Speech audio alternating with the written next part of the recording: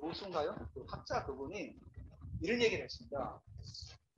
대한민국이랑 우리나라가 대한민국이 전쟁이 날 때 우리가 쌀을 원조했던 나라다. 60년이 지난 지금 대한민국과 우리나라는 너무나도 큰 격차가 벌어졌다. 대한민국에는 삼성, LG, 뭐 정말 그 수많은 기업들이 있는데 우리는 여전히 그때나 지금이나 일반 다를 게 없다. 그래서 그분이 대한민국하고 자기 나라를 비교했을 때 어떤 면에 있어서 대한민국이 저렇게 성장할 수있는가. 그분은 이제 어떤 과학적인 어떤 그런 객관적인 자료를 가지고 이제 분석을 한 겁니다. 그때 한국은 교육열이 높았다. 이런 얘기를 하더라고요. 그러면서 저는 그분이 하나 깨닫지 못한 부분은 기도를 했습니다. 우리는 정말 그 6.25 동란의 표 속에서 얼마나 새벽마다 기도했습니까? 부산에서 초량교에서 이승만 대통령하고 강요들이 그 초량교에서 얼마나 그 기도했습니까? 눈물로 회개하고 정말로 그때 기도할 때 다음 날이면 대구 방어선이 뚫리는데 비가 와가지고 북한 공군기가 끄지를 못했어요. 그리고 바로 인천 상륙작전이 감행됐던 거죠. 하나님이 이 나라를 지킨 거예요. 그 표 속에서 얼마나 많은 사람들이 새벽마다 기도했습니까? 기도하면서 대한민국을 이렇게 세웠던 거예요. 물론 그분이 맞는 말을 했죠. 교육열이 심했던 거예요. 굉장히 높았던 거죠. 하지만은 그 오해 하나님이 일하시는 거죠. 우리가 그 사실을 잊지 말아요. 우리는 기도하는 민족이었고 새벽마다 꼴짜기마다 기도 소리가 끊어야 하던 나라가 바로 대한민국이에요. 언젠가부터 우리나라가 신규제에 가면 기도하는 나라가 아니라 돈 주는 나라, 이런 나라로 변했어요. 돈이 없으면 한양받지 못하는. 한때는 기도로 우리가 찬양됐지만 10만 명의 선교사를 파송한다고 다짐했던데 지금 돈 얼마나 많이 나가 있습니까? 전 세계에 우리나라 선교사가 가지 않은 곳이 없을 정도로 그렇게 나갔는데 우리가 다시금 기도의 꽃비를 지고 우리가 이만큼 살게 된 것도 정말 우리 기도했기 때문에 여기까지 오게 된 것던 거죠. 우리가 기도로 다시금 우리가 회복하기를 주님의 이름으로 부탁합니다.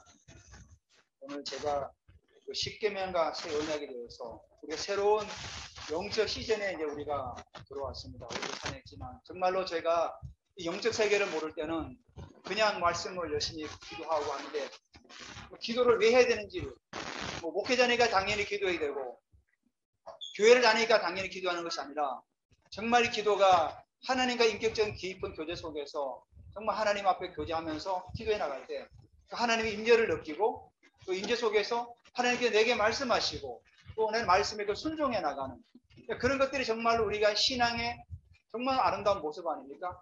단순히 우리가 하나님께 어려움 당할 때 하나님 이거 해주세요. 해주면 해결되면 끝. 기도 안 하고 또 어려움 당하면 또 하나님 이거 해결해 주세요. 기도하고 마치 우리가 어디 뭐 보물창고에 뭐 하나 끄집어내다가 뭐 집어넣고 이런 식으로 하나님을 그게 바로 사실 율법주의죠. 율법주의가 뭡니까? 하나님을 내 마음대로 조정하겠다는 게 율법주의입니다. 내가 기도하면 하나님 응답하셔야 돼. 사실 우리나라 한국교회가 그거 아닙니까? 내가 기도하니까 하나님은 내게 응답하셔야 돼.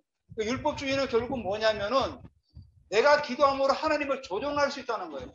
요즘 말로 가스라이팅. 그러니까 그 썩어 빠진 우상 앞에 나가서 기도하는 거죠. 뭔가 자꾸 달라고 하는 거예요. 우리의 신앙은 하나님과 교제하는 거예요. 주님과 끊임없이 교제하는 거예요. 오늘 우리 마가복음에 한 서기관이 예수님께서 대답을 잘하는 거 보고 예수님께 질문을 던지는 거죠. 사실은 이 질문이 예수님을 공경에 빠뜨리지 못한 거죠. 그래서 묻는 거죠.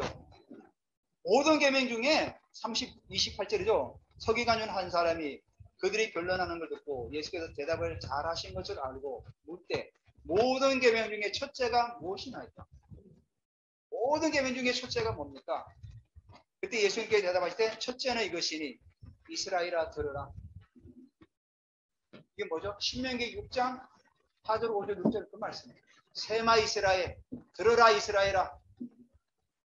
그러니까 하나님께서 우리와 언약 관계를 맺으신 다음에 우리에게 하시는 말씀이 뭐냐면 들으라는 거죠. 하나님 말씀을. 우리가 잘 듣지 못하면 결국은 허탄한 길을 갈 수밖에 없는 거예요. 우리가 만약에 군대에서 지휘관이 야 오늘 몇 시에 공격할 거야. 그러니까 잘 숙지했다가 그 시간에 정확하게 공격을 하는 거야. 근데 얘가 제대로 듣질 않았어요. 근데 그 시간 타이밍을 놓쳐버렸어요. 그럼 이미 적이 다 방비하고 있으니까 결국은 당하고 마는 거예요. 잘 들어야 됩니다. 이번에 우크라이나가 그 러시아와 전쟁을 하면서 거의 러시아가 3개월 동안 점령한 땅을 한 며칠 만에 다 회복시켜버렸어요. 6,000km인가? 그 평방미터를. 결국은 그 러시아는 그 전술에서도 그 지휘관의 말을 제대로 잘 들은 거죠. 러시아는 여러분 알다시피 제대로 지휘 통제가 이루어지지 않아요. 그러니까 전쟁에 계속 깨지는 거죠. 지휘 통제가 제대로 이루어지지 않으니까. 중간에 다 끊겨버리니까. 근데 우크라이나는 일사불란하게 그 지휘 통제가 이루어지니까 지금 전쟁에서 승리 나가고 있는 거예요. 그 미국의 지금 전역하신 유럽 방위 사령관이 있습니다. 그분이 그런 예언을 했더라고요. 러시아가 아마도 붕괴될 것이다. 러시아 연방이 붕괴될 것도 우리가 대비해야 된다. 그분이 나름대로 객관적인 자료를 가지고 얘기한 첫째, 러시아의 정규군이 육군 정규군이 거의 다 무너졌다. 이번 전쟁을 통해 가지고. 그러면서 연방이 아마 붕괴될 거다. 그리고 러시아 내부에서도 지금 굉장히 전쟁 반대 세력이 지금 일어나고 있다. 푸틴이 더 이상 혼자 못하도록 반대 세력들이 일어나고 있다. 그럼 여러 가지 어떤 경제가 또 마비되고 있다. 그러면서 한 3가지를 얘기하시더라고요. 그래서 지금 소방 국가는 러시아 붕괴를 대비해야 된다. 결국은 한 사람의 어떤 그런 욕심으로 인해 가지고 무너지는 거죠. 우리도 마찬가지입니다. 하나님 말씀을 제대로 듣지 않으면은 결국 우리의 삶도 세상의 소리를 들을 수밖에 없는 겁니다. 자, 하와가 하나님께서 아담을 통해서 선악과 열매를 먹지 말라. 먹는 날에 내가 반드시 죽으리라. 자, 그렇게 말씀했습니다. 그러면 하와의 시선은 선악과를 볼 때마다 어떻게 생각하겠습니까? 저 열매를 먹으면 나는 죽어. 자, 근데 사단이 와서 하와에게 유혹을 합니다. 자, 먹으면 안 죽어. 안 죽어. 먹어봐. 그때부터 다른 소리를 듣고부터는 시선이 바뀝니다. 어떻게 성경은 기록하고 있죠? 보암직도 하고 먹음직도 하고 탐스럽기도 한지라. 자, 우리가 이 소리가 얼마나 중요한 겁니까? 하나님의 말씀을 들을 때는 그 나무를 보면은 실과를 보면 죽는 줄 알았는데 사단의 소리, 이상한 소리를 듣다 보니까 그 나무의 실과가 이제는 보기도 좋고 먹기도 좋게 변해버렸던 거죠. 그게 결국 뭐냐면 우리가 어떤 소리를 듣느냐에 따라서 우리의 시각이 변한다는 겁니다. 그래서 예수님께도 이 신명기 6장의 말씀을 우리에게 제일 먼저 언급하면서 먼저 들으라는 거죠. 하나님께서 우리에게 하신 말씀을 잘 좀 들어라. 세마 이스라엘. 여러분, 한때 우리나라도 세마 교육해가지고 얼마나 붐이 많이 일어났습니까? 세마 교육을 통해서 서울대학교 가는 게 목표예요. 하나님은 그게 아니에요. 하나님의 말씀이, 사랑하는 하나님의 그 말씀이 우리 가운데 풍성히 거해서 정말 그분하고 교제하고 그분하고 함께하며 동행하기를 원하시는 게 하나님의 말씀이에요. 세마 교육을 통해서 서울대 보내고 연대 고대 보내는 게 목표가 아니라는 거죠. 하나님 말씀이 우리 안에 풍성히 거해서 그 말씀으로 말미암아서 우리가 늘 주님과 교제하고, 여러분 우리가 하나님 말씀이 우리 안에 풍성히 갈 때 더 주님과 교제가 더 쉬워지는 겁니다. 우리가 성경 몇 구절 알고 주님하고 교제하는 거하고 그 많은 성경 구절을 우리가 알고 주님하고 교제하는 게 엄청난 차이라는 겁니다. 내가 성경을 많이 읽었다는 것은 주님을 더 깊이 알았다는 겁니다. 그래서 예수님께서 이 서기관에 대답할 때 제일 먼저 얘기한 게 이스라엘아 들어라. 먼저 들어라. 사실 그 세마 이스라엘은 이스라엘 사람들은 아이가 태어나면은 그 아이에게 제일 먼저 가르치는 게 바로 세마 이스라엘. 이스라엘아 들어라. 그래서 아이에게 그 말씀을 가르치고 또 마지막 그들이 죽을 때 신앙의 고백이 또 이 세마 이스라엘. 마음을 다하고 뜻을 다하여 내 하나님을 사랑하라. 이 고백. 실제로 1세기 때 로마군에 의해서 유대인들이 얼마나 많은 사람이 죽었습니까? 그때 랍비 한 선지자가 랍비가 마지막 순교 장면 때 이 세마 이스라엘을 암송을 했어요. 그래서 지금도 이스라엘 사람들은 자기들이 죽을 때, 순교할 때 이 세마 이스라엘을 낭독해요. 그만큼 그들의 삶에도 너무 중요한 거죠. 우리가 하나님의 말씀을 듣지 않았기 때문에 결국은 포로로 끌려가고 얼마나 많은 어려움을 당했습니까? 그들의 역사 가운데서 그들을 체험했기 때문에 하나님의 말씀을 들으려고 부단히 노력하는 거죠. 그러니까 아이가 태어나면 제일 먼저 가르치는 게 바로 이 말씀이에요. 그래서 오늘 예수님께서 뭐라고 말씀하십니까? 들으라는 거죠. 그래서 들으면서 주고 우리 하나님은 유일한 주시라. 유일한 하나님이라는 거죠. 우리가 경배받아야 될 하나님은 이 세상에 뭐 자신들이 있는 것이 아니라 정말로 유일한 하나님이시다. 세상 어떤 거하고도 비교할 수 없는 것. 오직 하나님만이 경배받으시기를 원하는 거죠. 우리의 삶 가운데서 하나님은 하나님만 경배받으시기를 원하시는 거예요. 그래서 이 십계명은 사실은 하나님과 우리가 결혼관계를 맺은 거예요. 결혼관계. 결혼관계를 맺었기 때문에 다른 신을 섬기지 말아라. 우상을 섬기지 말아라. 살인하지 말아라. 간음하지 말아라. 이게 다 뭡니까? 내가 너와 결혼했기 때문에 이제는 한눈 팔지 말라는 거예요. 그래서 여러 가지 10가지를 쭉 얘기해 준 거예요. 물론 그게 더 많지만은 대표적으로 10가지를 얘기해 주면서 너와 나는 결혼했기 때문에 언약 관계이기 때문에 다른 신에게 한눈 팔지 말고 다른 우상 앞에 절하지 말고 내 이름을 망령되게 남편의 이름을 밖에 나가서 망령되게 일컬지 말아라. 험담하지 말아라. 그 얘기입니다. 그리고 부모님을 공경하고 간음하지 말고 도둑질하지 말고 이웃에서 탐내지 말고. 자, 우리가 사랑하게 되면 이웃을 탐낼 수 있습니까? 못하는 거죠. 우리가 사랑하지 않기 때문에 이웃의 것을 탐내는 거예요. 그래서 하나님께서 오늘 우리가 십계명을 주기 가장 중요한 먼저 들으라는 거죠. 하나님 말씀을 잘 들으라. 그리고 우리가 두 번째로 하나님 말씀을 잘 듣기 위해서 누룩을 제거하시기 바랍니다. 자, 이스라엘 백성들이 200만이 광야를 들어가기 전에 광야에서 나와서 가나안 땅을 들어가기 전에 제일 먼저 한 일이 뭡니까? 길갈에서 할례를 행했어요. 그 할례를 행하면서 하나님께 여호수아에게 뭐라 그러죠? 애굽의 수치를 잘라내는 거예요. 애굽의 수치를 잘라내는 거예요. 너희가 이제 언약의 백성으로 가나안 땅에 들어갈 건데 하나님 백성으로 하나님 나라의 문화를 가나안 땅에 퍼져나가려면 너희들이 가지고 있는 수치들을 다 제거해라. 그 수치가 뭡니까? 우상 앞에 절하고 하나님보다는 세상 물질을 더 우리가 선호했던 거, 그 여러 가지들, 세상의 소리를 들었던 것들, 하나님보다 세상 소리를 더 들었던 이런 것들을 다 제거하라는 거예요. 바로 그게 우리 수치를 제거, 할례를 제거하는 거예요. 신약에 와서는 예수님께서 뭐라 했죠? 바울은 몸과 마음의 할례를 행하라. 몸과 마음. 우리의 생각과 우리의 마음의 할례를 행해야 된다는 거예요. 실제적으로 일제시대 때 1898년에 우리나라에 제일 먼저 경성신사가 세워졌어요. 지금으로는 미라초등학교 숭리재단 옆에 거기에 우리나라 최초로 경성신사가 세워졌어요. 그리고 1992년에부터 신사가 한둘 막 생기기 시작할 때 전국에 1000여 개의 신사가 되었어요. 1898년도는 우리가 아직 일본이랑 합방하기 전이었어요. 그때 신사가 하나가 들어왔어요. 누룩이 하나 들어온 거죠. 그리고는 1925년도에는 1000여 개의 신사가 대한민국 땅에 있었어요. 한 개의 신사가 들어와가지고 1000개의 신사가 된 거예요. 여러분, 일본 목사님들만 그게 뭐 참배한 줄 아십니까? 그렇지 않아요. 전 국민이 다 참배했어요. 태양신 앞에. 태양신 앞에 이 참배를. 근데 그 중에 여러 또 목사님들은 주기철 목사님이라든지 이런 분들은 신사 참배를 하지 않았잖아요. 왜 그분들이 거부했을까요?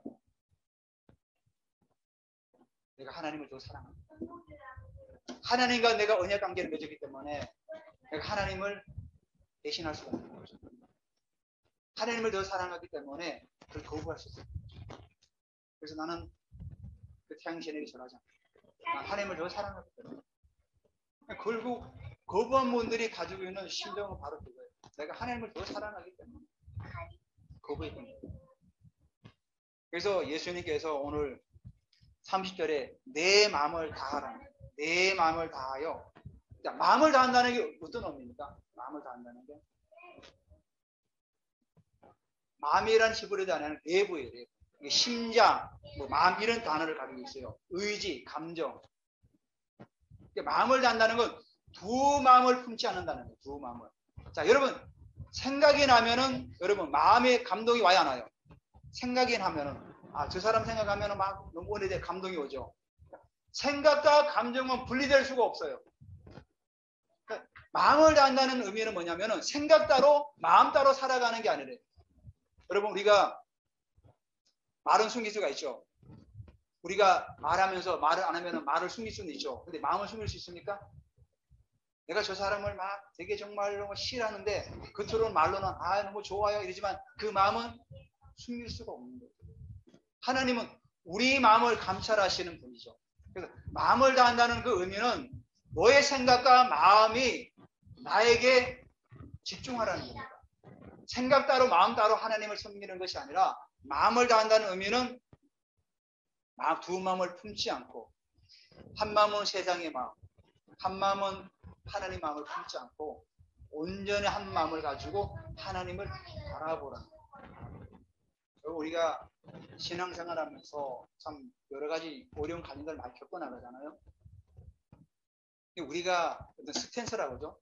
그 스텝을 정말 한 곳에 집중해야 돼요. 내가 세상에서 일하니까 내가 세상에서 내가 몸담고 세상에서 뭔가 좀 더 많이 가야 되지 않나? 물론 필요하지만은 하나님께서 우리가 세상에 보내신 것은 세상 속에서 그들과 동화되어 살아가는 것이 아니라 구별되게 살아가는 예배자로를 부르셨거든요. 그래서 어정쩡한 그런 포지션을 가지고 살아가면 결국은 사단에게 먹잇감이 되는 거예요. 사단은. 우리가 전에 한번 교회 우리 장소를 찾기 위해서 느헤미야를 강의하지 않았습니까? 그때 느헤미야 때 가장 중요한 게 뭐냐? 결국은 방어벽 아닙니까? 방어벽, 성벽.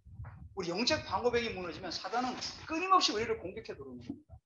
그러니까 영적 방어벽이 던져낼 때 사단의 공격들을 다 막아낼 수 있는 거예요. 다 막아낼 수 있는 거예요. 여러분들 우리가 그래서 이 영적인 방어벽들을 자꾸만 구축해 나가요. 혹시라도 나의 삶을 돌이켜서 영적인 방어벽이 지금 무너지고 있다면은 빨리 그걸 수축을 해야 됩니다. 수축을 해야 돼요. 그거 생각나는 게 뭐냐면 결국 기도하다 보면 하나님께도 여러 가지 생각을 주세요. 저는 기도하다가 그런 많은 아이디어를 얻어요. 기도하다 보면은 내가 놓친 것도 생각나게 하시고 또 생각나게 하시고 그래서 자꾸만 우리의 방어벽이 지금 무너져 있는지 아니면 지금 제대로 서 있는지를 여러분 점검을 하시고 자꾸만 쌓아나가시기 바랍니다. 그리고 예수님께서 마음을 다한 다음에 뜻을 다하여 또 힘을 다하여 주 너희 하나님을 사랑하라 그러죠. 뜻이라는 게 뭐죠? 뜻은 생명을 말합니다. 생명. 뜻을 다한다는 게 뭡니까? 뜻이 생명이에요. 생명. 히브리어 네페시라고 해요. 생명. 호 그걸 말해요. 생명을. 생명을 다하고 힘을 다한다는 건 뭡니까? 내 소유를 말하는 거예요. 내 소유. 내 생명을 다하여 내 소유를 다하여 하나님을 사랑하는 거예요.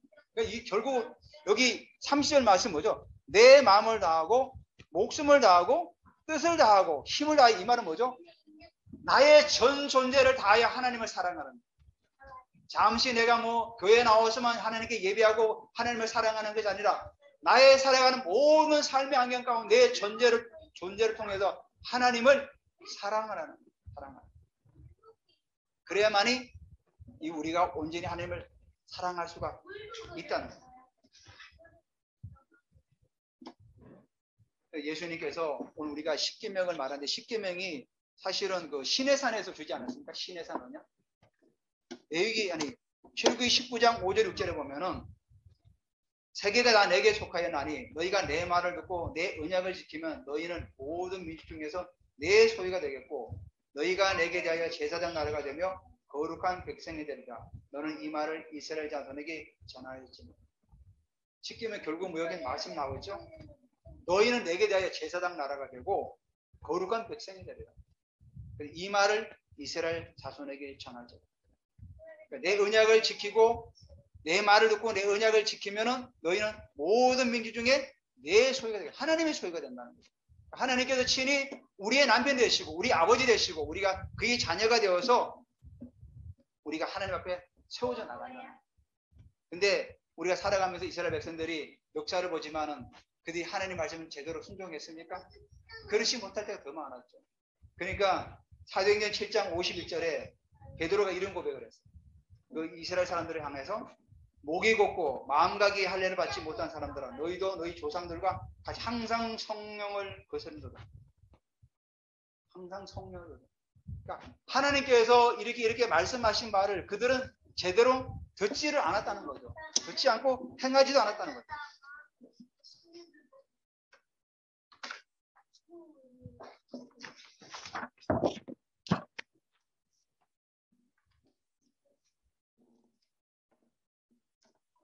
시내산 언약은 결국은 뭐냐면은 하나님께서 우리와 맺은 그 언약이 통해서 내 소유를 삼고 너희가 나에 대해서 제사장 나라가 되어서, 제사장 나라는 뭡니까? 너희가 나에 대해서 예배하는 나라가 되었다는 거예요. 예배하는 나라가 되었고 또 뭐죠? 내 백성이 되었다는 거예요. 그러니까 나를 예배하는 나의 백성이 되었다는 게 바로 십계명의 그 시내산 언약이었던 거죠. 예배하는 자로 우리를 불렀다는 거죠. 우리가 제가 지난번에 말씀드렸듯이 예배하는 자로 우리를 불렀다. 예배하라. 그래서 우리가 주님의 말씀을 잘 들어야 된다는 거죠. 여러분 그 에스더서에 보면은 에스더 전에 왕비가 누구였죠? 와스디였어요. 와스디는 왕의 명령을 내렸어요. 왕이 명령을 했어요. 이 잔치 자리에 나오라. 근데 와스디는 어떻게 했죠? 그 말을 듣지 않았어요. 왕의 말을 듣지 않으니 결국은 와스디는 폐위됐어요. 그리고 에스더가 왕비로 이제 등극이 되었죠. 자, 그런데 하만의 계략에 의해서 이스라엘 백성들이 다 죽음에 처한 위기에 처하지 않았습니까? 그때 에스더가 어떻게 했죠? 죽음은 쉬리라고 왕에게 나가죠. 자, 그러면은 그 에스더가 기도할 때 자기가 죽음에 처했기 때문에 금식이 됐을까요? 그 큐를 잡지 못할까봐 금식이 됐을까요?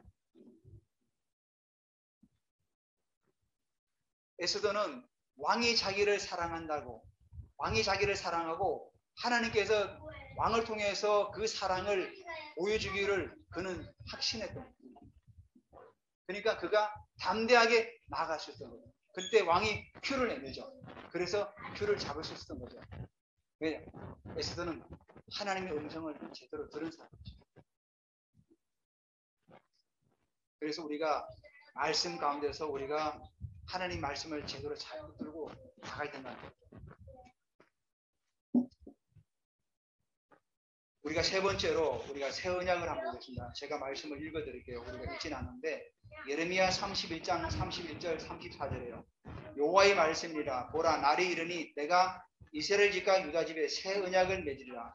이 언약은 내가 그들의 조상들과 손을 잡고 애굽 땅에서 인도하여 내던 날 맺은 것과 같이 아니할 것은 내가 그들의 남편이 되었어도 그들이 내 언약을 깨뜨렸습니다. 여호와의 말씀이라. 그러나 그날 후에 내가 이스라엘 집과 맺은 언약은 이라니 곧 내가 나의 법 그들 속에 두며 그들의 마음에 기록하여 나는 그들의 하나님 되고 그들은 내 백성이 될 것이라. 여호와의 말씀이라.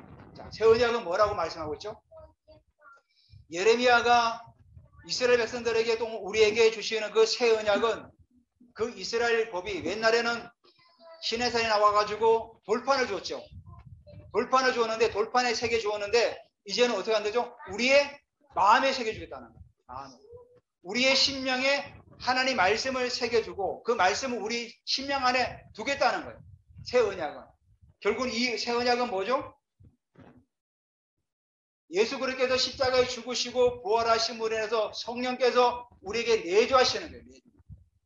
예전에는 성령이 내주가 없었어요.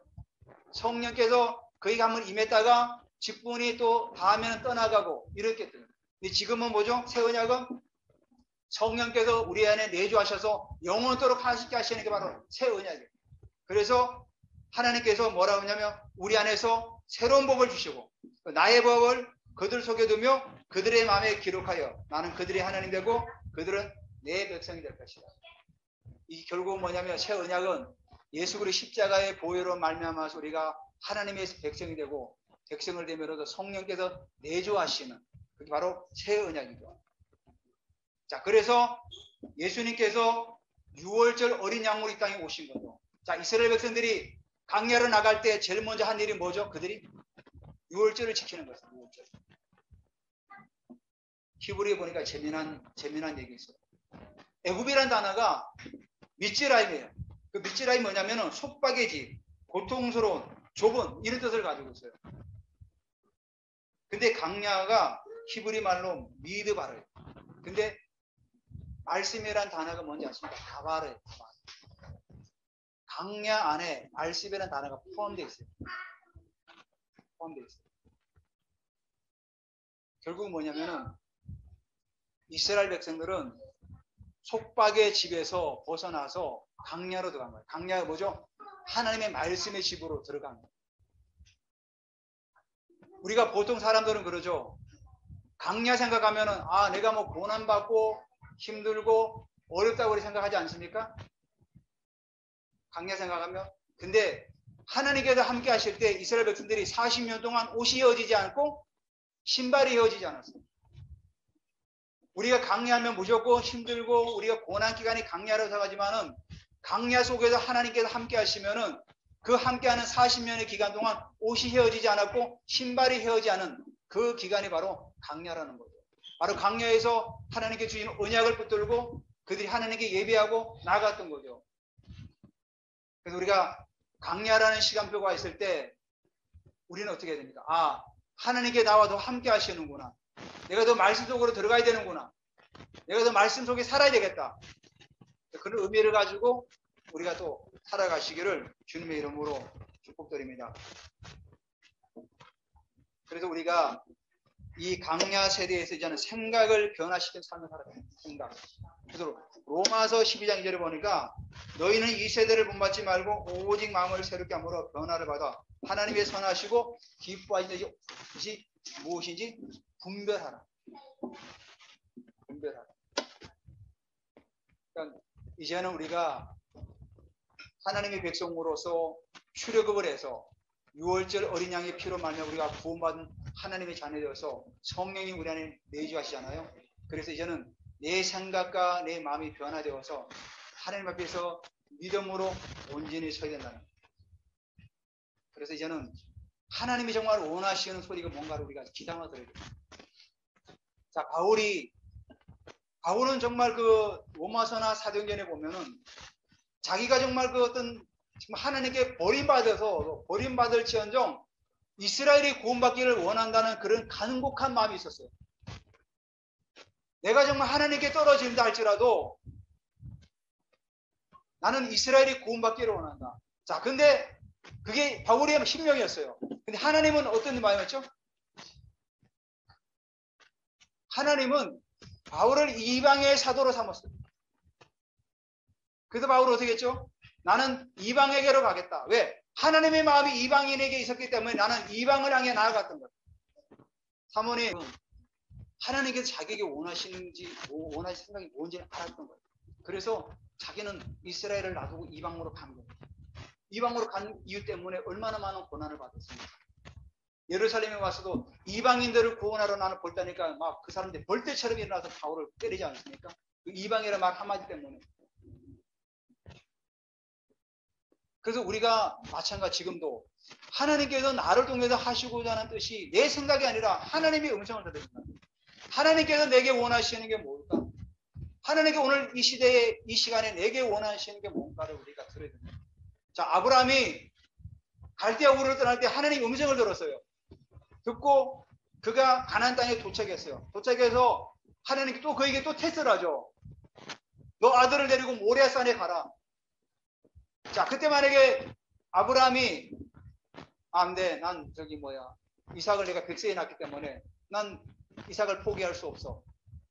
만약에 이삭을 그가 데리고 가지 않았다면 아브라함이 믿음의 조상이 되었을까요? 될 수 없었어요. 아브라함은 모리아산 올라왔을 때 칼을 들어서 이삭을 죽이려고 그랬어요. 근데 하나님께서 반드시 그를 살리겠다는 그런 믿음이 있었어요. 그때 하나님께서 아브라함이 뭐랬죠? 이제야 내가 나를 경외하는 줄 안다. 이제야 내가. 하나님은 아브라함이 하나님 말씀을 듣고 순종할 때 이제야 내가 나를 경외하는 줄 안다. 그래서 이제는 아브라함을 믿음의 의로, 믿음의 조상으로 섬기지 않습니까? 바로 우리가 어떤 소리를 듣느냐는 게 너무 중요한 거죠. 하나님께서 내게 말씀하시는 그 소리를 정말로 내가 제대로 듣고 순종의 길을 나아갈 때 하나님께서는 우리를 통해서 하나님의 일에 나가신다. 아무리 수많은 말씀이 쏟아져도 그 말씀을 내가 순종하고 듣고 순종하지 않으면은 사실 다 사라져 나가는 거예요. 하나님께서 말씀하실 때 그 말씀을 우리가 듣고 순종할 때 아브라함은 믿음의 조상까지 나가고 그런 확신이 있었던 거죠. 아, 하나님께 나를 책임지신다. 우리가 예수 그리스도로 말미암아서 구원받은 하나님의 자녀예요. 이제는 하나님이 나를 책임지신다는 그런 믿음을 가지고 살아가시고, 아, 하나님께서 나의 우편에 그늘이 되시고 낮의 해가 나를 상치 않기 때문에 그 이유는 하나님께서 나와 함께 하시기 때문에. 물론 우리가 같이 살아가면서 이 세상에서 살아온 동안 많은 어떤 그런 세상적인 습관과 간섭과 또 세상적인 원리가 있을지라도 이제는 하나님께서 나의 인생을 책임지시고 이끌어 가신다. 왜? 새 언약을 우리로 부르셨기 때문에.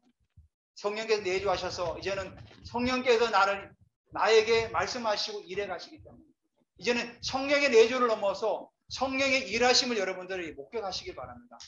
성령의 외주는 뭐죠? 성령께서 일하시는 거예요. 내주하시는 성령 하나님께서 나를 통해서 일해 나가시는 게 바로 성령의 외주예요. 그래서 우리 여러분께서 손을 얻어 병든 자를 기도할 때 치유가 되고 일어나고 또 하나님 주신 그 은사를 가지고 일해 나가는 게 다 성령의 외주 역사죠. 바로 예수님의 제자들이 그 사역을 하지 않았던 거 아닙니까? 오늘 우리도 마찬가지죠. 하나님께서 우리를 부르셨어요. 마지막 때 예수님이 다시 오실 때 그 예수님께서 보시는 게 뭘까요? 너에게 언약의 피가 있나? 6월절 어린 양의 그 온 임만과 솔직의 피를 발라서 이스라엘 백성들이 살아남지 않았습니까? 마지막 다시 오실 예수님은 우리에게 뭘 볼까요? 너에게 정말로 그 언약의 피가 있나? 묻어 있냐? 그걸 보겠죠. 너가 정말로 예수 그리스도로 말미암아 구원받은 하나님 자녀로서 내주하는 성령을 통해서 지금도 성령의 일하심을 너가 내어드리고 있는가? 너의 삶은 하나님께서 나를 통해서 일하심을 내어드리고 있는가? 나의 고집과 나의 생각을 가지고 일하는 것이 아니라 하나님이 일하심으로 나를 내어드리는 삶이 있는가를 보신다는 거죠. 그래서 우리가 언약을 뭐 외웠다가 뭐 잊어버리는 이런 것이 아니라 그 언약이 나의 삶이 되고 삶이 되어서 아 이제는 정말로 내 안에 계신 성령께서 일하시도록 나를 내어드려야 되겠다. 나는 이제는 하나님의 우리 주님의 신부가 되기 때문에 바로 신부의 영성을 가지고 살아가야 됩니다. 주님의 신부가 되어서 정말 다시 오실 그 주님을 바라보면서 내가 신부로서 내가 하나님 앞에서 세워져 나가야 됩니다. 그 믿음을 가지고 한 주하고 살아가시기를 주님의 이름으로 축원드립니다. 우리 말씀을 가지고 같이 한번